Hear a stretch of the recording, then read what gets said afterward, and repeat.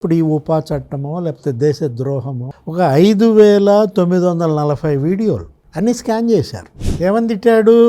ఇటు రావణ్ అయినా నేనైనా మా యొక్క వీడియోల వల్ల లాభం నీకు. ఆపరేషన్ సింధూర్ని విమర్శిస్తే అది దేశద్రోహం కాదా? ఈ చట్టాలు అక్కడ పెట్టరా పాకిస్తాన్ సపోర్టర్ల వీళ్ళంతా? అంటే ఇప్పుడు రాముడు సీత మీరు ఏం మాట్లాడాలి, ఏం చెప్పాలి? ఇది వర్గ వైషమ్యాలు పెంచడం కాదా ఈ వీడియోలు? దాని ఫలితమే ఇవాళ అనుభవిస్తున్నారు. నేను అంటోంది అదే, ఆ ప్రశ్నకి ఇదే జవాబా అంటున్నా.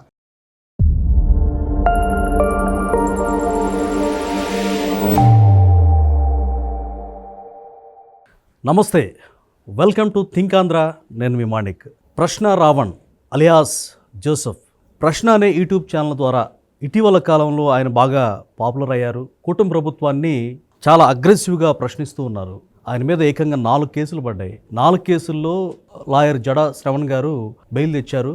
అయితే ఈసారి ఉపా చట్టాన్ని ప్రయోగించి, అంటే దేశద్రోహం, రాజద్రోహం కేసు పెట్టి ఆయన్ని ఈరోజు కోర్టులో ప్రొడ్యూస్ చేయనున్నారు. మరి హైకోర్టు ఆయనకి రిమాండ్ విధిస్తుందా? ఎక్కువ శాతం రిమాండ్ వస్తుంది, అతని లైఫ్ కొలాప్స్ అయిపోతుంది అనే విశ్లేషణలు వినిపిస్తున్నాయి. నిజంగా రావణ్ మీద ఆ చట్టం ప్రయోగించాల్సినటువంటి ఆవశ్యకత ఉందా? ఈ ఉపా చట్టం గురించి, అలాగే రావణ్ యొక్క కెరియర్ గురించి, అతను చేసిన వ్యాఖ్యలు పర్యవసానం ఏ విధంగా ఉండబోతుందో పూర్తిగా మనతో చర్చించడానికి ప్రముఖ సీనియర్ జర్నలిస్ట్ డివి శ్రీనివాస్ గారు ఉన్నారు. వారిని అడిగి మరిన్ని విషయాలు తెలుసుకుందాం. నమస్కారం సార్. నమస్తే సార్, రావణ్ మీద ఉపా చట్టం ప్రయోగించారు. మరి గతంలో 4 కేసులు పడ్డాయి. ఆ 4 కేసుల్లో కూడా బెయిల్ తెప్పించగలిగారు. కానీ దీంట్లో బెయిల్ రాదు, డెఫినెట్గా రిమాండ్ విధిస్తారు అనేటువంటి విశ్లేషణలు అయితే వినిపిస్తూ ఉన్నాయి. నిజంగా మరి ప్రకాష్ రాజ్తో మాట్లాడినటువంటి ఆడియో కన్వర్జేషన్స్ కూడా ఆయన మొబైల్ డేటా నుంచి సేకరించారు. వీటన్నిటి పర్యవసానం ఈ కేసు విషయంలో రావణ్ యొక్క పరిస్థితి ఏంటి? మీ దగ్గర ఉన్నటువంటి అభిప్రాయం ఏంటి? ఎలా ఉంది జవాబు? అతని ప్రశ్నకి వీళ్ళ జవాబు ఎలా ఉంది? అచ్చా, ప్రశ్న ఛానల్ కనుక కూటమి ఆన్సర్. ఇప్పుడు ఆల్రెడీ జైలుకి వెళ్ళాడు. ఇప్పుడు ఆయనకు రిమాండ్ ఇచ్చింది.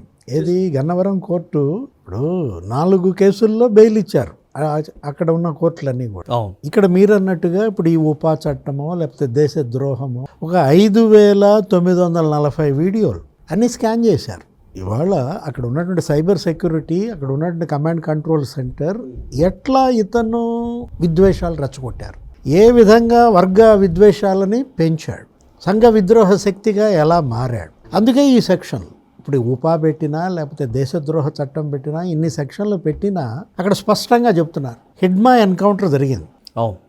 హిడ్మా సాంబయ్య అనే అతన్ని ఎన్కౌంటర్ చేస్తే ఇతను చేసిన వీడియో ఏంటి?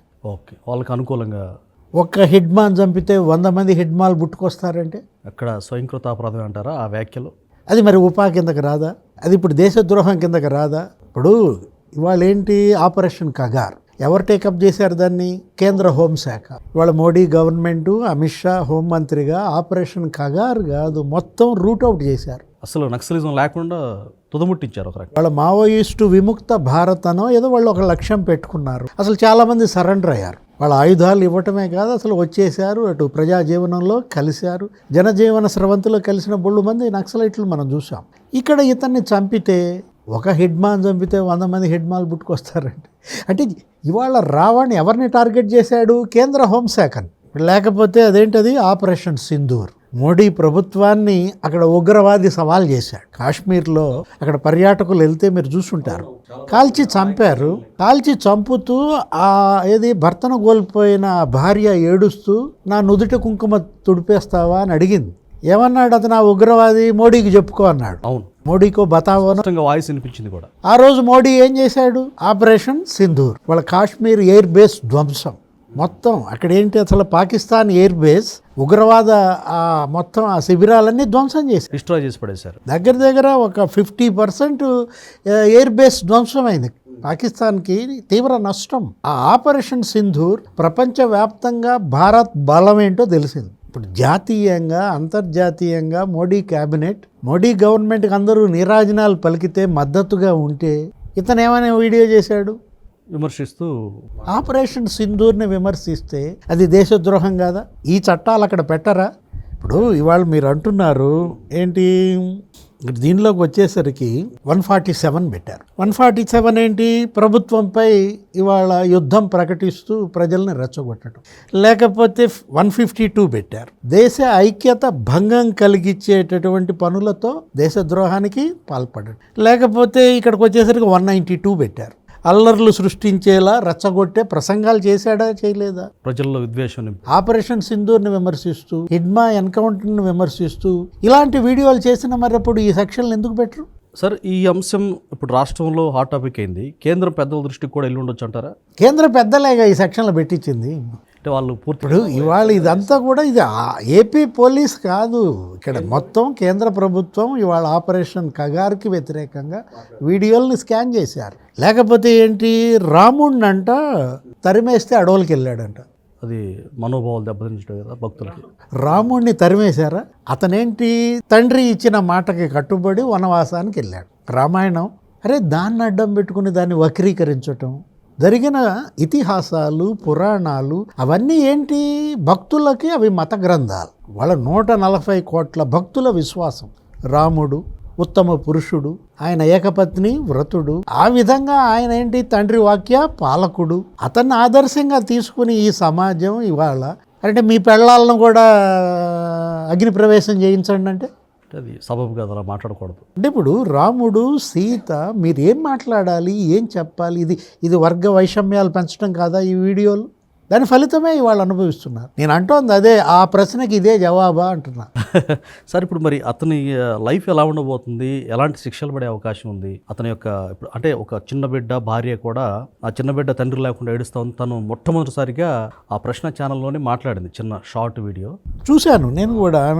ఆమె రావణ్ భార్య మాట్లాడుతూ అసలు తన భర్త పేరు బచ్చలకూరి జోసఫ్ కాదంట, రావణే మా ఆయన పేరు అంటాం.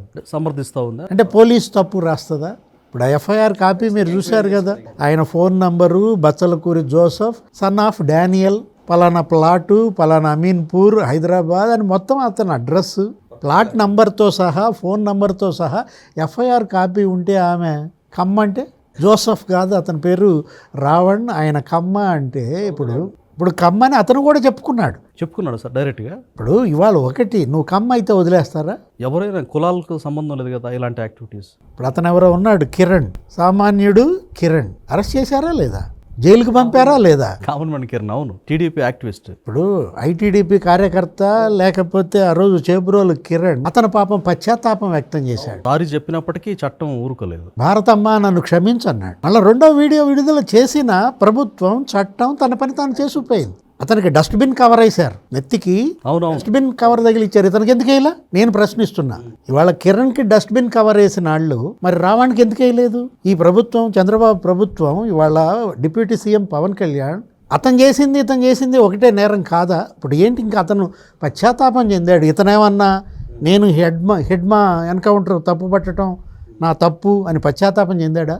ఆపరేషన్ సింధూర్ నా వ్యాఖ్యలు తప్పు అని ఏమన్నా పశ్చాత్తాపం చెందాడా రావణ్ జోసఫ్? అరే నిన్న జైలుకి పంపిస్తూ కూడా ఇట్లా అంటున్నాడు అంటే ఏ సందేశం ఏంటి ఈ ప్రభుత్వం పంపుతోంది? నేరస్తులు పంపే సందేశం పక్కన పెట్టు, ఇలాంటి వాటిని, ఇంత కరుడుగట్టిన క్రిమినల్స్ని మీరు అరెస్ట్ చేశారు, జైలుకు పంపుతున్నారు. వాళ్ళు అలాంటి సంకేతాలు పంపిస్తుంటే ఆమె ఎవరో మొన్న ఒక వీడియో చూసి, ఒక లేడీ భర్తను ఏదో తోసి చంపినట్టుంది, ఆమె కూడా ఏదో ఫింగర్ చూపిస్తుంది, కాబోయే భర్తని ఆమె కూడా ఏదో ఫింగర్ చూపిస్తుంది. అంటే ఏంటి వీళ్ళు ఇలాంటి క్రిమినల్స్, వీళ్ళు ఈ సంకేతాలు పంపిస్తున్నప్పుడు పోలీసు కూడా జాగ్రత్తగా ఉండాలి. సార్, మన ప్రకాష్ రాజు కూడా మరి ఆయన మీద కూడా యాక్షన్ తీసుకునే అవకాశం ఉందా? అలాగే జగన్మోహన్ రెడ్డి గారు కూడా స్పెసిఫిక్గా రావణ్ పేరెత్తి, అంటే ఇక్కడ చట్ట వ్యతిరేకంగా కూటమి ప్రభుత్వం వెళ్తూ ఉంది, ప్రశ్నించే వారి గొంతు నొక్కుతా ఉందని చెప్పి జగన్మోహన్ రెడ్డి కూడా, మాజీ సీఎం, ఆయన కూడా ప్రశ్నించాడు. మరి ఈ వ్యాఖ్యల్ని ఏ విధంగా చూడాలి, ఆయన వ్యాఖ్యల్ని? మరి ప్రకాష్ రాజు అంశాన్ని ఆయన కూడా ఈ కేసులో ఇన్వాల్వ్ చేస్తారా? అంటే ఇక్కడ రెండు అంశాలు. జడా శ్రావణ్ మొన్న 3 రోజుల నాడు తిట్టాడు జగన్ని. అవును, ఏమని తిట్టాడు? ఇటు రావణ్ అయినా నేనైనా మా యొక్క వీడియోల వల్ల లాభం నీకు. అవును, మేము చంద్రబాబు ప్రభుత్వాన్ని, కూటమిని మేము టార్గెట్ చేస్తున్నాం, దాని యొక్క బెనిఫిట్ నీకు జరుగుతున్నప్పుడు నువ్వెందుకు నోరు తెరవు? నువ్వు రావణ్కి మద్దతుగా, శ్రావణ్కి మద్దతుగా నీ నోరు పడిపోయిందా? అంటే ప్రెస్ మీట్ పెట్టి మావిగన్ మాట్లాడతావు, శ్రావణ్ మాట్లాడవా? రావణ్ గురించి మాట్లాడవా? అంటే దళిత క్రిస్టియన్లపై ఇన్ని దాడులు జరుగుతుంటే, చర్చిలు తగలబెడుతుంటే నోరు తెరవు ప్రెస్ మీట్లో, మావిగన్ మాట్లాడతావా అనేది అడిగాడు. జడా శ్రావణ్ శాసిస్తాడు, జగన్ పాటిస్తాడా? అంటే నిన్న అతను ఆ వీడియో అతను చేశాడు, ఇవాళ ఈయన ట్వీట్ పెట్టాడంటే నాకు అదే కనపడుతుంది. నాకు అనిపించింది సార్ ఆ వార్త చదివాక. అంటే ఆ మాటలు జడా శ్రవణ్ యొక్క వ్యాఖ్యలు జగన్మోహన్ రెడ్డిలో ఈ ఆలోచన రేకెత్తించాయి. డెఫినెట్గా ఏదో ఒక మాట మాట్లాడదామని చెప్పి. క్రిస్టియానిటీ ఓట్లు పోతాయన్న భయం ఏమైనా కలిగిందంటారా? ఇప్పుడు ఇక్కడ రావణ్కి మద్దతుగా జగన్ ట్వీట్, లేకపోతే ప్రకాష్ రాజ్ వీడియోలు, లేకపోతే తులసి చందు వీడియోలు, రావణ్కి మద్దతుగా వీళ్ళంతా హిడ్మా ఎన్కౌంటర్ను సమర్థిస్తున్నారా, ఖండిస్తున్నారా? అని ఇప్పుడు హిడ్మా ఎన్కౌంటర్ ఆ రోజు రావణ్ ఏమన్నాడు, 100 మంది హిడ్మాలు పుట్టుకొస్తారు అంటున్నాడా జగన్ కూడా? ఒక హిడ్మాన్ చంపితే 100 మంది హిడ్మాలు పుట్టుకొస్తారు అంటున్నాడా ప్రకాష్ రాజ్, తులసి చందు? అంటే ఇప్పుడు ఒకటి ఆపరేషన్ సింధూర్ని జగన్ సమర్థిస్తున్నాడా, రావణ్ లాగా వ్యతిరేకిస్తున్నాడా? రావణ్కి మద్దతు పలికాడంటే ఆపరేషన్ సింధూర్ని ఇవాళ వ్యతిరేకించినట్టు. జగన్మోహన్ రెడ్డి, వైఎస్ఆర్ కాంగ్రెస్ పార్టీ, అంబటి రాంబాబు ఇప్పుడు ప్రెస్ మీట్ పెట్టాడు, రావణ్ అరెస్ట్ని ఖండించాడు. ఇప్పుడు ఆయన కూడా రావణ్కి ఎవరు లేరనుకుంటున్నారా, మేమంతా రావణ్కి మద్దతుగా ఉన్నామనో ఏదో వస్తున్నారు, వీడియోలు చేస్తున్నారు, ప్రెస్ మీట్లు పెడుతున్నారు. ఇప్పుడు ఆపరేషన్ సింధూర్, పాకిస్తాన్పై ఇవాళ భారత్ దాడి, పాకిస్తాన్ సపోర్టర్లు వీళ్ళంతా చెప్పండి అదే మాట, అదే తీర్మానం చేయండి. రేపు మేనిఫెస్టోలో అదే పెట్టండి. మేనిఫెస్టోలో మావిగన్ కాదు పెట్టాల్సింది, మేనిఫెస్టోలో జగన్మోహన్ రెడ్డి పెట్టాల్సింది ఏంటి, రావణ్, లేకపోతే శ్రావణ్, లేకపోతే ప్రకాష్ రాజ్. అంటే ఇవాళ దేశ ద్రోహులందరూ కలిసి ఒక పార్టీ పెట్టుకున్నారా, చేరుతున్నారా? సార్ జగన్మోహన్ రెడ్డి ఐడియాలజీ ప్రకారం ఆయన ప్రోత్సాహం మేరకే వీళ్ళ యాక్టివిటీస్ ఉన్నాయి అనేటువంటి చర్చ కూడా నడుస్తూ ఉంది. ఇప్పుడు ముఖ్యమంత్రి చంద్రబాబే అన్నారు నిన్న, ఆయన చిత్తూరులో మీడియాతో చాట్లో మాట్లాడుతూ ఏమన్నారు, ఫండింగ్ చేస్తున్నారు. ఇవాళ చంద్రబాబుని, పవన్ కళ్యాణ్ని తిడితే ఆ తిట్టే వాళ్ళందరికీ జగన్మోహన్ రెడ్డి ఫండింగ్ చేస్తున్నాడు.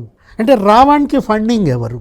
ఓ 25 లక్షలు ఏమైందంటే అతను స్టూడియో, ఈ గ్రీన్ మ్యాటు, ఈ కెమెరాలు, వీటన్నిటికీ అతని స్టాఫ్కి మరి నెలకింతని ఇస్తున్నారని ఏదో సజ్జల భార్గవ రెడ్డి మీద పోతుంది. అది వాస్తవమో కాదో మనకు తెలియదు. అంటే ఇప్పుడు ఈ మొత్తం వీళ్ళందరినీ పోషిస్తోంది ఇప్పుడు కేవీఆర్. ఇప్పుడు దాన్ని కూడా పెట్టాడు జగన్మోహన్ రెడ్డి, ఉస్మానియా గోల్డ్ మెడలిస్ట్ అనో ఏదో పెట్టినట్టున్నాడు. సార్ ఆయన వ్యాఖ్యలు చాలా చండాలంగా బూతులు తిడుతూ, మరి ఒక సీఎం గారిని, డిప్యూటీ సీఎం గారిని తిడుతూ, ఆ కేవీఆర్ అనే వ్యక్తి అసలు చాలా నీచంగా మాట్లాడారు. జర్నలిస్ట్ ఎలా అవుతాడు? తెలంగాణ సమాజం అంతా ఇప్పుడు అసలు మా తెలంగాణ జర్నలిస్టు ఆంధ్ర పోలీస్ రావడం ఏంటి అని చెప్పి తిడుతున్నారు, పచ్చి బూతులు తిడుతున్నారు. ఆ పాశం యాదగిరి బాగా పేటరీపోతున్నట్టుగా అనిపించింది నాకు. అసలు పాశం యాదగిరి మీద ఇంతవరకు ఎందుకు కేసు పెట్టలేదు? అదే కదా కరెక్ట్.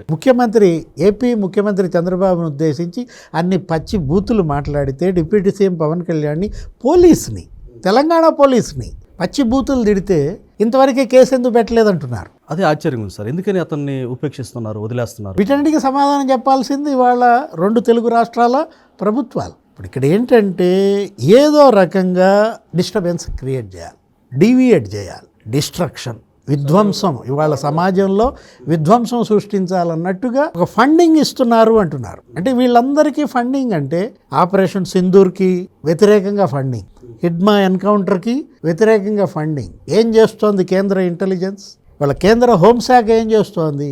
వీళ్ళందరూ ఇవాళ ఏంటి, ప్రతి చోట ఇవాళ తెలంగాణలో కావచ్చు, ఇటు ఆంధ్రప్రదేశ్లో కావచ్చు, దేశ భద్రతకే వీళ్ళ వల్ల ముప్పు ఉన్నప్పుడు, దేశ సమగ్రతపై దాడి చేస్తున్నప్పుడు ఆ సంస్థలకి ఇవాళ ఏంటి, లష్కరే తోయిబా, జైష్-ఏ మహమ్మద్, తీవ్రవాద సంస్థలు వాళ్ళకి ఫండింగ్ ఇచ్చారంటే అది నేరం. వీళ్ళకి ఫండింగ్ ఇచ్చినా అది కూడా దేశద్రోహం. ఇప్పుడు వీళ్ళందరిపైన మరి ఆ కేసులు పెడతారా, అరెస్టులు చేస్తారా?